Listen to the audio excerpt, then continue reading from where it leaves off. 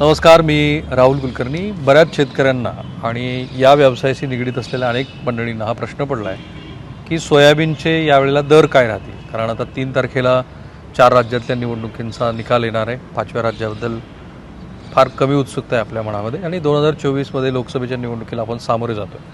अशा वेळेला श्री हेमंत वैद्य सर आपल्यासोबत आहेत. ते गेली 3 दशकं जवळपास सोयाबीन आणि शेती व्यवसायाशी निगडीत असलेल्या सर्व गोष्टींना ते खूप जवळून बघतायत. सोयाबीनचा इतिहास पण मला त्यांनी फार रंजक पद्धतीने सांगितलं. मी नेहमी असं म्हणतो की विलासरावांचं एक विजन होतं, पण तुम्ही सारंगी साहेबचे नंतर मोठे नाबार्डचे चेअरमन. ब्रीफमध्ये आपण सांगू की या पट्ट्यामध्ये सोलापूर, बीड, धाराशिव, लातूर ह्या भागात आणि विदर्भामध्ये सुद्धा सोयाबीनची जी वाढ झाली आपल्याकडे ती कशी झाली आणि त्यात राजकीय नेतृत्व आणि प्रशासकीय मंडळी यांचा सहभाग कसा होता? 28 जिल्ह्यामध्ये आता सगळ्यात महाराष्ट्राचं नंबर 1चं महत्त्वाचं पीक जे आहे हे सोयाबीन आहे. त्यामुळं आम्ही बऱ्याच वेळेला कृषी सचिव डवले साहेब होते, त्यांच्या आम्ही मागं लागत होतो की साहेब आपण एक वर्षातनं एकदा एक कृषी परिषदेमध्ये सोयाबीनची परिषद घ्यावी. की साखर कारखान्यामध्ये दरवर्षी शरद पवार साहेब मुख्यमंत्री, सहकार मंत्री, आता गडकरी साहेब सुद्धा इथेनॉलमुळे VSI मध्ये दरवर्षी 2 वेळा वर्षातनं मिटिंग घेतात. मग साखर उद्योगातल्या अडचणी असतील, तिथली सरकारने ध्येयधोरणं काय करावी, केंद्राला शिफारसी काय कराव्या, ह्याच्यावर एवढी सगळी लोक बसतात. पण ह्या सोयाबीन जे आहे हे 28 जिल्ह्यातलं खरंच हे संजीवनीच आहे ही. की 4 वर्षापूर्वी जर आपण बघितलं असेल तर 4 वर्षापूर्वी अक्षरशः गुडघाभर पाण्यामध्ये सोयाबीन होतं. तेव्हा आपण उडीद आणि मुगाचा अभ्यास करतो, त्याच्यामध्ये हे आता गेलं कुजलं, पण त्याही वर्षी बंपर क्रॉप आलं. या वर्षी जवळपास 50 ते 55 दिवस पावसाची ओढ झाली, तरी सुद्धा आजही यील्डमध्ये फारसा मोठा फरक आहे असं ऐकिवात येत नाही. त्यामुळे हे खरंच कोरडवाहू शेतीसाठी हे उपयुक्त पीक आहे. आता शेतकऱ्यांच्या दृष्टीनं सगळ्यात महत्त्वाचं म्हणजे जो 11,300 जो भाव झाला होता 3 वर्षापूर्वी, नाही त्याच्याबद्दल बोलू, पण त्याच्या आधी हे जे क्रॉप आपल्याकडे स्थिरावलं, कारण मला माहिती आहे की 10 वर्षानंतर साधारणपणे आपल्याकडे क्रॉपिंग पॅटर्न बदलत होतो. पण हे गेली 3 दशकं म्हणजे 94-95च्या दरम्यान ते सुरू झालं. टप्प्याटप्प्याने आपण 2023मध्ये आहोत आणि आता तर खरीप म्हटलं की सोयाबीन आणि उन्हाळी सुद्धा आपल्याकडे खूप वाढ झाली. टप्पे कसे पडले? उन्हाळी जे केलं ते उन्हाळी सोयाबीन हे कृषी विभागाने जाणीवपूर्वक त्याला हे दिलं. कारण काय झालं होतं की काढताना पाऊस आल्यामुळे डागीचं प्रमाण वाढलं, त्यामुळे बियाणं शॉर्ट झालं. बियाणं शॉर्ट होऊ नये याच्यासाठी कृषी विभागाने जाणीवपूर्वक रब्बीच्या हंगामामध्ये सोयाबीनची लावण करून बियाणाची तूट जी आहे ती तूट भरून काढण्यासाठी त्यांनी केला. पण कृषी विभागाचं सुद्धा हे म्हणणं आहे की आपण उन्हाळी याच्यामध्ये म्हणजे रब्बीच्या याच्यामध्ये सोयाबीन हे अट्रॅक्टिव्ह नाही आहे. कारण ऑक्टोबर हे नंतरच्या याच्यामध्ये जे शेंगा फुटण्याचं जे प्रमाण आहे ते याच्यामध्ये तडका बसून. आणि 94 साली इथं पहिल्यांदा सोयाबीन आलं, ते अगदी अल्प होतं. आणि 98-99च्या सुमाराला इथं त्यावेळेस ते टीना ऑइल मिल्स होती, आता जे ADM आहे हे 98-99ला आलं. त्याच्यानंतर कीर्तीचं आलं. आता जवळपास लातूर जिल्ह्यामध्ये 21 प्लांट आहेत टोटल आणि 20,000 कोटीचा टर्नओव्हर आहे या पट्ट्यात. ह्या पट्ट्यात कशाबद्दल बोलतोय बघा? 20,000 कोटीचा ह्याच्यातला सोयाबीनचा टर्नओव्हर आहे. ह्या आपल्या विभागातनं सगळ्यात जास्त GSTचा जो महसूल आहे हा सोयाबीन मधनच मिळतो. एकच मिनिट, एक अर्थशास्त्राचा विद्यार्थी म्हणून आपल्याकडे GDP कसा काउंट होतो, तर GDP काउंट करण्याच्या 3 पद्धती आहेत. एक आहे उत्पादन साईड, म्हणजे प्रोडक्शन साईडला जे उत्पादन होतं ते. दुसरं आहे प्रत्यक्ष इन्कम साईड आणि तिसरी आहे एक्सपेंडिचर साईड. होतं असं की आपल्याकडे एक्सपेंडिचर साईड आणि इन्कम साईड याबद्दलची ऑथेंटिक आकडेवारी नाही आहे. त्यामुळे आपण प्रोडक्शन साईडला जे काही होतं त्याच्यावरती गृहीत धरून जे 9 कॉम्पोनंट आहेत कोर सेक्टर, त्याच्यावरती आधारित GDPचा ग्रोथ आपण गृहीत धरतो. 20,000 कोटीचा त्यांनी सांगितलेला आकडा हा इथे यासाठी महत्त्वाचा आहे की अनऑर्गनाइज सेक्टर, स्पेशली ॲग्रिकल्चर जे आहे त्याच्याबद्दलचं ॲझम्पशन अर्थव्यवस्थेमध्ये असतं की आपण असं गृहीत धरतो की ऑर्गनाइज सेक्टरमध्ये जी ग्रोथ आहे ती अनऑर्गनाइज सेक्टरमध्ये पण त्याच क्वांटममध्ये असावी. पण ज्या देशामध्ये 140 कोटी लोकसंख्या आहे, ज्या देशामध्ये मान्सून आधारित असलेला शेती व्यवसाय आहे, तिथे अनऑर्गनाइज सेक्टरमध्ये जी ग्रोथ आहे ती ग्रोथ काय आहे त्याची नीट मोजमाप होत नाही आहे. आणि दुसरी गोष्ट अशी आहे की आपल्याकडे जो फेस्टिव्ह सीझन आहे आणि क्रॉपिंग पॅटर्न आहे त्यानुसार भारतीय अर्थव्यवस्थेमध्ये जी काही आपल्याला गती मिळालेली दिसते, त्या गतीबद्दलचे अंदाज हे आंतरराष्ट्रीय ख्यातीच्या अर्थतज्ञाला सुद्धा येत नाहीत असं माझं वैयक्तिक मत आहे. आणि त्यामुळंच आपण एकीकडे GDPचा ग्रोथ हा 6.7, 4, 5 या गतीनं वाढतोय असं म्हणतोय, कुठे स्ट्रेन आहे असं म्हणतोय, कुठे इन्फ्लेशन आहे असं म्हणतोय. पण दुसरीकडे ज्या वेळेला अशा पद्धतीच्या उलाढाली या शेतकऱ्यांच्या माध्यमातून होत असतात त्यावेळेला ती अर्थव्यवस्था एका वेगळ्या पातळीवरती काम करते आणि याचाच आपल्याला अंदाज येत नाही. एक्स्ट्रीमली सॉरी, मी जर थोडा विषयांतर केलं, पण ते फार महत्त्वाचं आहे. कारण हे क्रॉपिंग पॅटर्न एवढ्या 4-5 जिल्ह्यामध्ये 20,000 कोटीचा व्यवहार आहे. क्रशिंग लातूरलाच आहे, बाकीच्या जिल्ह्यामध्ये क्रशिंग एवढं नाहीये. बीड जिल्ह्यामध्ये नाही, उस्मानाबादमध्ये आता जस्ट सुरू आहे, थोडं बहुत नांदेड आहे. त्यामुळं लातूरच्या मार्केटमध्ये जे सोयाबीन येतं ह्याचा जवळपासचा टर्नओव्हर एवढा आहे. बापरे. कारण मागे मी एकदा तुम्ही हा GDP हा विषय काढला, मला आठवत नाही पण साधारण एक 6-7 वर्षापूर्वी लातूरला 700 कोटीचा पीक विमा मिळाला होता. हो, ते 3-4 जिल्ह्यात त्यावेळेला खूप हा एकदम मिळाला. आणि सगळ्यांनी 700 कोटी असं झालं. पण त्या वर्षी अशी परिस्थिती होती की शेतकरी पेरणीला कुठं जाईल, कारण दुष्काळ होता.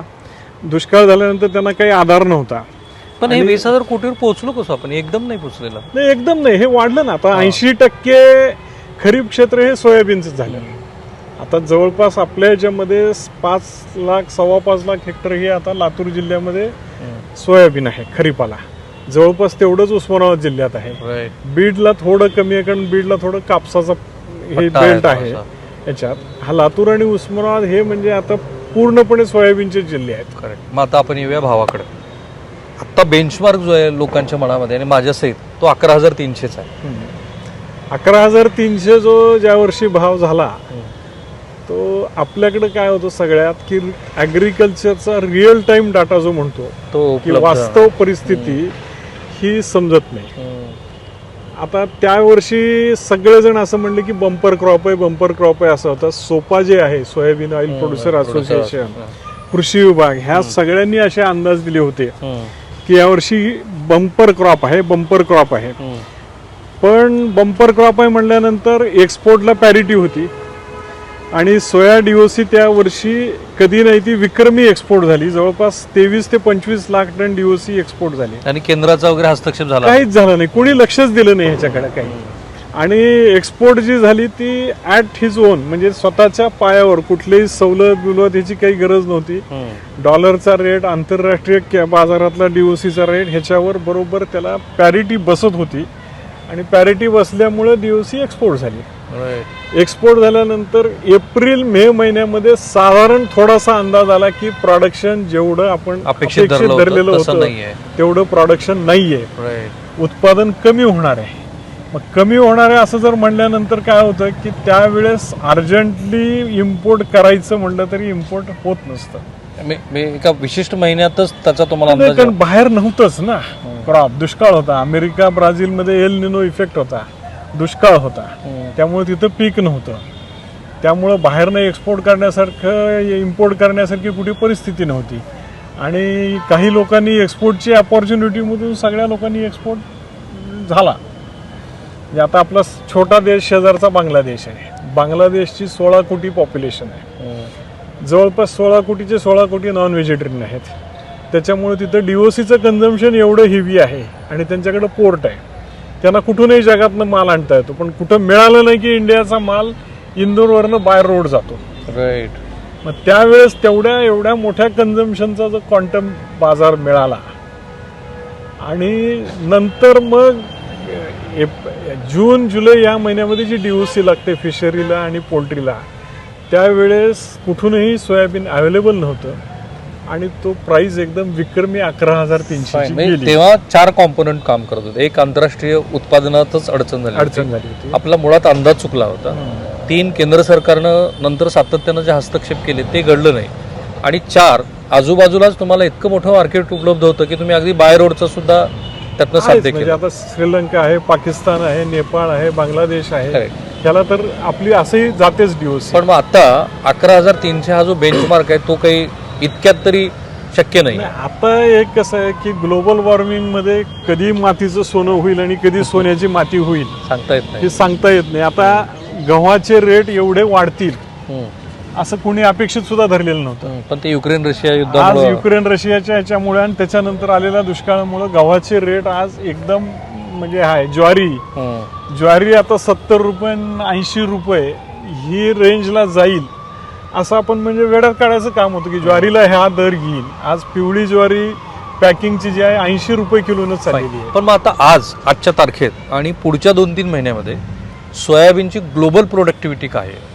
आता अमेरिकेचं प्रोडक्शन कमी आहे असा अंदाज आहेच. बाय द वे ते स्वतः अमेरिकेला गेलेले आहेत हा आणि श्री नितीन गडकरी साहेब जे सातत्यानं म्हणतात की सोयाबीनची प्रोडक्टिव्हिटी ही किमान 28 क्विंटल वगैरे असायला हवी. तर त्यांनी प्रत्यक्षामध्ये जेव्हा अमेरिकेमध्ये ते बघितलं त्यावेळेला त्यांचं आकलन असं की भारतामध्ये आणि अमेरिकेमध्ये जवळपास सारखीच प्रोडक्टिव्हिटी आहे. GM क्रॉपबद्दल थोडंसं आणखी वेगळं मत असू शकतं. अमेरिकाशिवाय अर्जेंटिना आणि ब्राझीलबद्दलचे त्यांचे आणखी तसे काही अंदाज नाही आहेत. पण आपण बोलत होतो ते आता काय खांडेकर मॅडम जे आहेत निवेदिता खांडेकर, हा त्या रिसर्चवाल्या, त्यांनी इथं सोयाबीनच्या कॉन्फरन्समध्ये सांगितलेलंच होतं की आपण बीटीला जाण्याची काही गरज नाही, GM सीडला जाण्याची. कारण आपलं सीड आणि आपली क्वालिटी चांगली आहे. आता आजच्या तारखेत आंतरराष्ट्रीय बाजार कसा आहे सोयाबीनचा प्रोडक्टिव्हिटीच्या अनुषंगाने आणि 2-3 महिन्यात चित्र काय आहे? तर अमेरिकेचं क्रॉप कमी आहे, भारतामध्ये कमी येईल असं वाटत होतं, पण भारतामध्ये क्रॉप कमी नाहीये. एवढा मोठा पावसाचा खंड पडून सुद्धा उत्पादनामध्ये आपल्याकडे फार मोठी घट येईल असा आजच्या घडीला वाटत नाहीये. दुसरी गोष्ट, भावाच्या आशेने मागच्या वर्षांनी कॅरी फॉरवर्ड जो स्टॉक ठेवलेला आहे शेतकऱ्यांनी आहे, खूप पाईपलाईन मध्ये माल आहे आपल्याकडं. म्हणजे ह्याच्या 2000 म्हणजे 11,000 भाव झाला त्यावेळेस पाईपलाईन पूर्ण ड्राय झालेली होती. लोकांनी अगदी झाडू मारला म्हणतात तसा होता. ह्या वर्षी घरात माल आहे अजूनही लोकांच्या, की ते भावाच्या आशेने ठेवलेलं आहे त्या लोकांनी. आता हे जर बाहेरचा ब्राझीलचा आणि ह्याचा जर क्रॉप जर फेल झालं आत्ताच्या पावसाच्या, केव्हा सोविंग होते ब्राझील? आता जस्ट चालू झालेलं आहे. हा चालू झालेलं आहे आणि त्यांचा क्वांटम खूप मोठा आहे. अमेरिका, ब्राझील, अर्जेंटिना जे आहे याचा क्वांटम खूप मोठा आहे आपला. तर त्यांचा जो क्वांटम आहे त्याच्यामध्ये 10% 20% जरी कमी आलं तरी तो ग्लोबल मार्केटला खूप मोठा इफेक्ट करेल. पण आता आपल्याला बाजाराचा नेमका अंदाज जर बांधायचा असेल तर तो कुठल्या महिन्यापासून बांधू शकतो आपण? एप्रिल मेच्या अंदाज लागत नाही. आता तेवढे काळ लोकांनी शिल्लक आता तर आपल्या ह्या लातूर उस्मानाबाद जिल्ह्यामध्ये सांभाळण्याची लोकांची टेंडन्सी आहे. बाकी विदर्भामध्ये लोक लगेच शेतातनं लगेच मंडीमध्ये आणतात.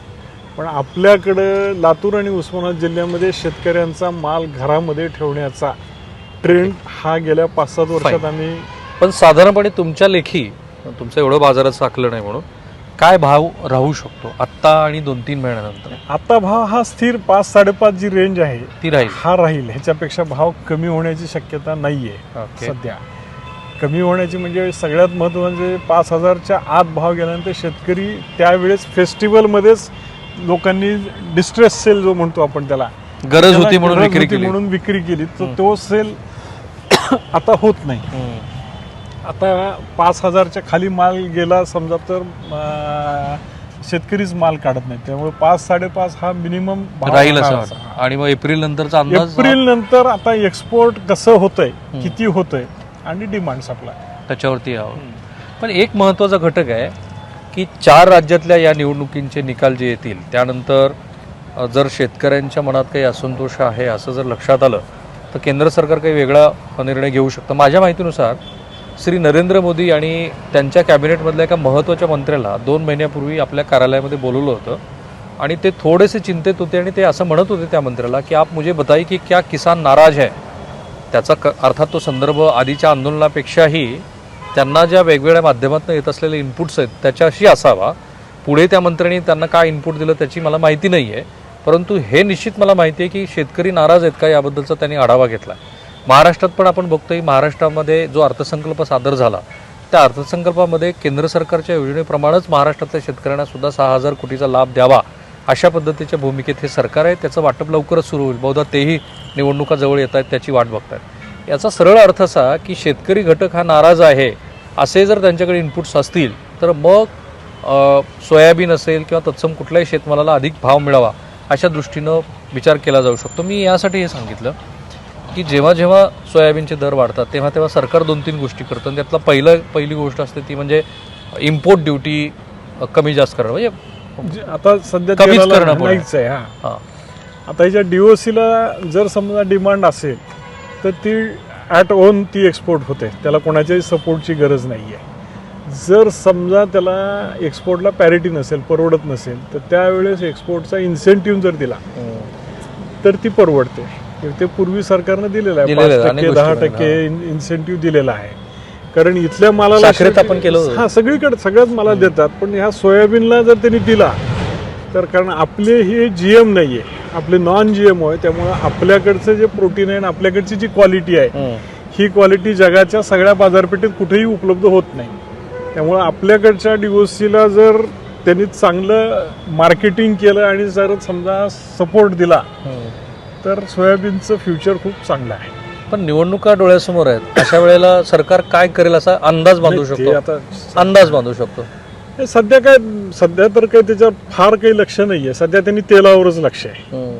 तेलावरची त्यांनी ड्युटी 0% केलेली आहे. मागच्या दिवाळीपेक्षा ह्या वर्षीच्या दिवाळीचे जर तेल बघितले आपण, खाद्य तेल, त्याच्यामध्ये बराच फरक आहे.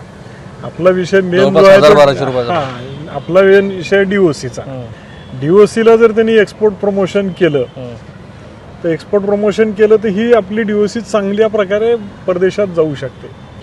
आता तुम्हाला एक 4-5 सल्ले द्या असं शेतकऱ्यांना म्हणालो आपण, तर तुम्ही काय सांगाल त्याला? सल्ला म्हणजे आता हे कसं आहे, मी परत की एप्रिल-मे शिवाय सांगता येत नाही. करेक्ट. की शेवटी डिमांड सप्लाय खेळ आहे. आता आपल्याकडचं डोमेस्टिक कन्झम्पशन आहे. उद्या जर समजा आपल्याकडे एल निनोचा इफेक्ट आला जून महिन्यात आणि पावसाचं प्रमाण कमी झालं तर आपल्याकडची जी फिश इंडस्ट्री आहे त्याचीच डिमांड कमी झाली, ज्याच्यावर हे सोयाबीनची इंडस्ट्री चालते, पोल्ट्री आणि फिश. जर उद्याच्या येणारा एल निनोचा इफेक्ट आला पावसावर आणि नद्या नाले ह्याच्यामध्ये जे फिशिंग आपल्याकडे खूप मोठ्या प्रमाणात आहे, ह्याला जर उठावच आला नाही तर दर कुठून मिळणार? करेक्ट. याच्यात आणि ह्याच परिस्थितीमध्ये जर बाहेरही एल निनोच्या इफेक्टमुळे जर क्रॉप मार खाल्ला असेल आणि एक्सपोर्ट झालं तर दर हा 100% वाढणार. म्हणजे हे मोठा हा त्याला जुगार म्हणल्यापेक्षा जर तरच्या गोष्टी आहेत ह्या. या नोटवरती थांबूया. Thank you so much. ओके.